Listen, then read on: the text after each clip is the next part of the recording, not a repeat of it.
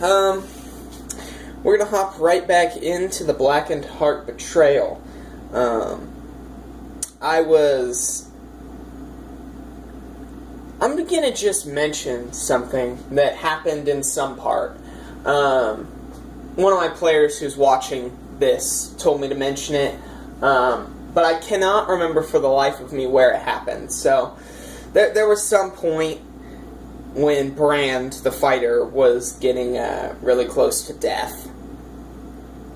And previously, Carthag had made this hat for his familiar that had like a pocket dimension. So he used some spell from another book and basically made it so the familiar could hide inside this hat and go into its like pocket dimension. And then familiars can channel touch spells. So you can cast a touch spell through a familiar. Well, here's what happened. Brand was in trouble. And Carthag wanted to heal him, but he was too far away. So, he throws the hat. His cat jumps out of the hat. And then he casts a Cure Light Wound spell through the cat. Just this compilation of all of these different mechanics coming for him to be able to, heal him right before he dies, basically, and save Brand's life. Despite it just being a small amount of healing, it ended up mattering a whole lot. Can't remember what they were fighting when that happened, but one of my players said, "You gotta mention that, it was the coolest thing." So, I'm mentioning it. Carthag, I'm mentioning it. Don't say I never did anything for you. So, back to the, what do you call that? Well, back to the timeline. Let's just say that. They are outside of town at one point. They had some downtime. One of them was making a, store. They did some downtime stuff that I don't really remember. Again, once we get to, current campaign that I'm running, it may be a little bit more, I don't know, this may make a little more sense, be a little more thorough. That's the hope, at least. But they did some downtime stuff. I think they bought a store. And they're outside of town. Or just outside of town. Just on the outskirts. And this man, this was one of their worst moments. One of their stupider moments. They see this man. And he runs, and he's crying and sobbing.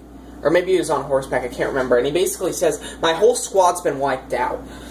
We have to go save them. You need to get someone to go save them. You guys need to come help me save them." But they see that he's pretty injured. So they say, "You need to calm down," and they restrain him and take him back to the temple as he's fighting them and saying, "We need to get somebody to save them. We need to get somebody to save them." Crying and sobbing, "My squad is dying. Help them." And they're like, no, just get, let's restrain him and take him back to the temple so he can be healed. And this goes on, and they fight him, and they restrain him, and they end up knocking him out just so they can heal him. And they're like, what do they do? What do we do? And I think it was the priest there that was like, well, he was saying that his squad was getting killed, why did you bring him to me? Go help his squad. Go get someone to help his squad. And they're like, oh. It was the dumbest, 5 minutes of gameplay. I'm just sitting here really, guys? Really? You could maybe even tell him to go to the temple and then go. I mean, he was walking. I mean, oh my gosh. It was very, very dumb. Little experience. So they come back. They go back in there. And they see, or they go out. And the people of the town are kind of rallying together because they see this army of, shambling corpses. This army of undead, vampire spawner, wafting their way through the ranks. I think there was like a skeletal hydra somewhere around there. Was something big and huge and undead somewhere around there. Just very scary stuff. So everybody's kind of getting ready. They go out with that team. And, well, the armies are kind of colliding. The players fight the squad that has been raised. You know, their captain, all these men, a child that was actually one of their squires. And they all seem to have, they're like semi-intelligent, they have this kind of, they speak. It's almost more like mind control than necromancy, is what they see, although they are definitely dead. It's more like they mind controlled the spirits of the undead, or something like that. Because they're still, you know, them, sort of. The child is crying and actually saying, I don't want to do this, I don't want to do this, as he's swinging a little piddly dagger at them. The captain is making some intelligent moves, and the combat's going on, and Rydia, well, I'll get to that in a second, because I don't know when that happened, but Rydia and Brand are pretty close now. And, Rydia keeps getting in trouble. Rydia is getting close to death. No, I'm sorry. We're gonna back it up just a little bit. Rydia and Brand had been all, some, like, romantic dates, some different stuff had happened between them. They were very, very close, like, relationship-wise, which Jack thought was very awkward to roleplay. I don't know. I'm not super awkward about that. I mean, there were some awkward moments when Brand, because his player is not so good at, well, speaking. Not like he has a speech problem, just like he uses the wrong words and stuff. It's actually pretty entertaining. But there were some awkward moments, but it wasn't too bad. I mean, there's a place for that in the D&D campaign, and it didn't, like, focus on that. So I think it was pretty well set up, in my opinion. And then the other thing I need to mention, because I'm forgetting things left and right, when they were sleeping with the White Dragon, Brand had a dream. And this whole time I had been kind of describing just, like, you know, how beautiful he thought all the birds were. Or there were a couple times, not the whole time, but there were a couple times I mentioned that. And that was kind of earlier on. And then what happened was he dreamt of, like, a bird. He dreamt of, like, feathers or something like that. And so I'll get to that in a second. But those are the two things that you need to know for what I'm about to talk about, because I forgot to set this all up. Because my memory is just shot. But they are fighting these, and Brand is running all over the place trying to save Rydia. Rydia starts to get in trouble. Brand is, by the way, Karthik had cast, what were the spells? Enlarge Person, and then I think Rage on him. And he was like, he was fighting with Rage for a while, just blatantly, and then once Rage wore off, he'd, like, see Rydia and be like, oh no! And run off. Maybe that was while Rage was still in effect, but every time Rydia got in trouble, the point is, he'd take, like, 4 opportunity attacks to go fight off the one dude attacking Rydia. Like, it was an interesting, little thing. So, the men are dwindling down. There's the captain, one other guy, and then this archer who's been just shooting at him the whole time. I think Jonathan's unconscious. Somebody or another has been going unconscious. I mean, they're close to down. Rydia is down as the captain dies. The other person's killed somewhere around there. It's the archer, and Rydia's at, like, -6. And the archer says, the last thing my captain told me to do, you know, he's talking out loud. The captain told me to kill her. The captain told me to kill her. I can do this. I can do this. And he takes the arrow, and he crits. Not that it mattered. She was at so low HP. Rydia dies. Arrow through the throat.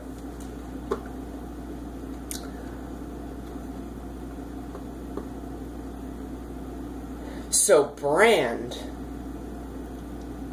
freaks out.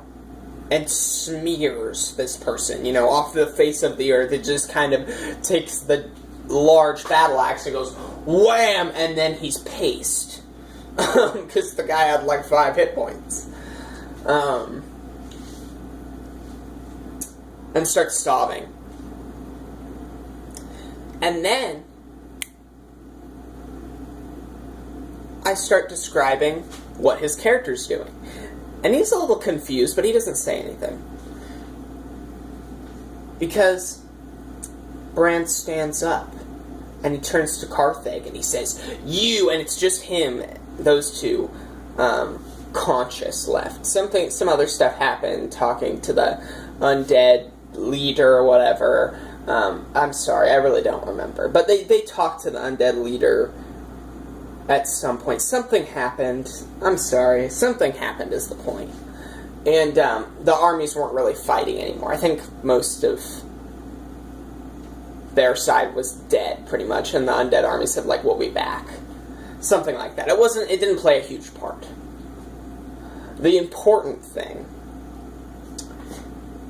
is that Bran stands up, and it's pretty much just them on the field. There's other people, kind of, still some fighting going on, people backing up, but they're the only 2 people that are really, really paying attention. And all of a sudden he gets up and he stares at him and he says, you, if you could have done something, but you didn't, you could have saved her. And he starts getting angry, and all of a sudden,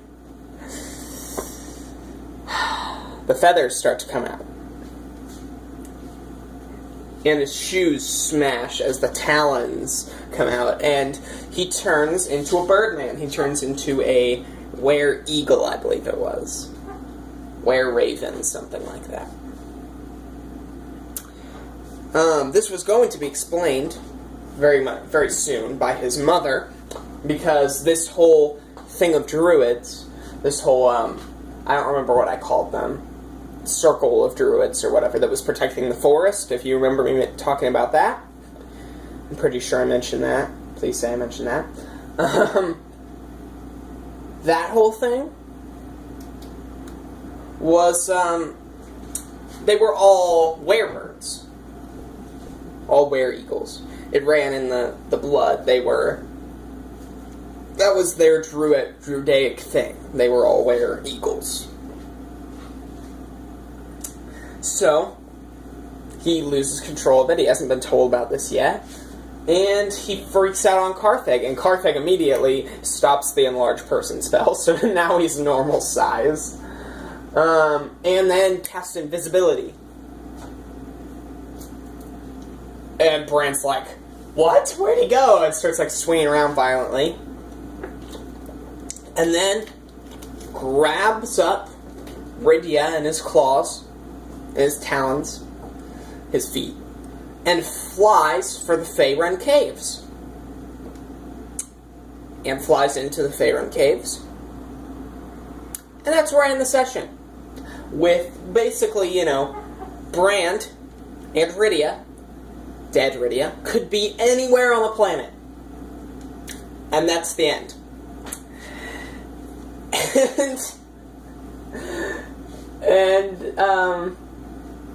Yeah, how much time do we have left? Should I finish it today? I could probably finish it today. Do I want to save one more episode? I'm gonna save the last stuff, the next stuff. I'm gonna save one more part. And we'll talk about why this campaign is called the Blackened Heart Betrayal. But just so I don't have to explain it next time, Carthag wakes up Jonathan. They get a tracker.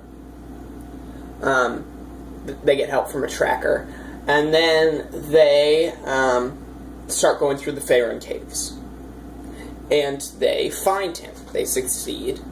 And that's where I'm going to end this story. So I can just explain what happens on Bran and Rydia's side, and then go right into how everything just comes together so nicely. So, I will hopefully post sooner than 2 weeks. Maybe a week from now, maybe less. I will try to get a video out to you guys.